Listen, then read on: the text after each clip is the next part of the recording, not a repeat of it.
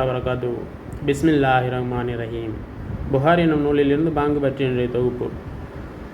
தொழுது முடித்துவிட்டு இமாம் எழுவதை எதிர்பார்த்து மக்கள் அமர்ந்திருப்பது. இதை பற்றி உம்மு சலமா ரலியல்லாஹு தஆலா அன்ஹா அவர்கள் அறிவித்தார்கள். நபி ஸல்லல்லாஹு அலைஹி வஸல்லம் அவர்கள் காலத்தில் பெண்கள் கடமையான தொழுகையில் சலாம் கொடுத்த பின் எழுந்து செல்வார்கள். நபி ஸல்லல்லாஹு அலைஹி வஸல்லம் அவர்களும் அவர்களுடன் தொழுத ஆண்களும் அல்லாஹ் நாடும் அளவுக்கு அமர்ந்திருப்பார்கள். நபி ஸல்லல்லாஹு அலைஹி வஸல்லம் எழுந்ததும் அவர்களும் எழுந்து விடுவார்கள்.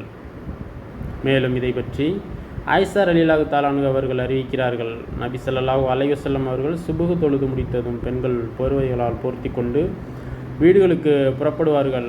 இருட்டின் காரணத்தால் அவர்கள் யாரென அறியப்பட மாட்டார்கள் என்று இறைத்தூதர் ஸல்லல்லாஹு அலைஹி வஸல்லம் அவர்கள் கூறினார்கள்.